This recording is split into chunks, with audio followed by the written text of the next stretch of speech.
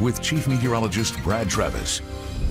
Oh, looking off to the north here, real dark view. This is a perfect view here from East Limestone, but no aurora out there tonight, and I think our chances are fading away rather quickly.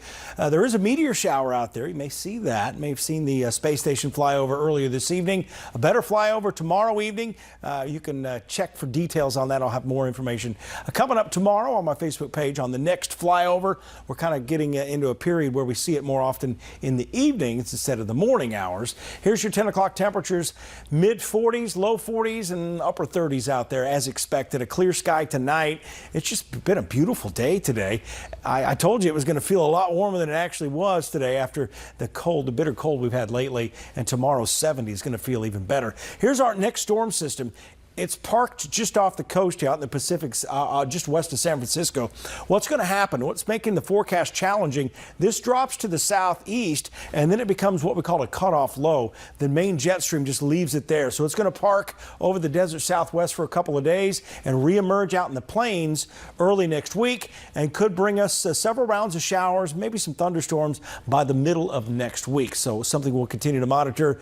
Don't have any exact specific timing on it, or, early it looked like 3 to 5 inches of rain next week. Now we've kind of gone back a little bit on that. But tomorrow, speaking of the forecast, winds, not much wind at all. Very light, a calm wind tonight, probably a little bit of fog along the Tennessee River as you go from Gunnersville west out towards Pickwick Lake. 5 a.m. temperatures. Around when you get into the mid 30s, that's when we start to see the potential for some frost. So a potential there for frost, especially in some of those sheltered valleys out there.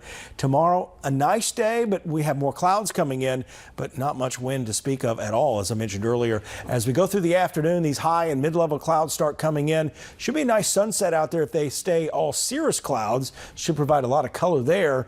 And as we get into the late afternoon, early evening hours after sunset, the clouds will actually help. They'll act like a blanket and keep temperatures in the 50s a little bit longer. Still looking at lows in the 40s, though. Quick look at your rain on the roof forecast.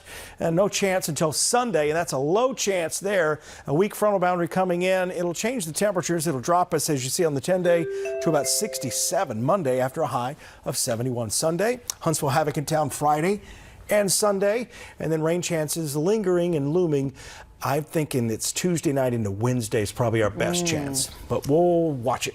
But it's not as bad as it looked at one point. No, I mean, I think at some point we're going to get a lot of rain and maybe get some stronger storms, but we just don't know exactly. The signal's out there for 2 systems to come through and bring us some heavy rainfall, but right now I don't see any severe weather. I don't really see any flooding, but it's November. We'll have to watch it. Most definitely. All right, thank you, Brad. Still to come, veterans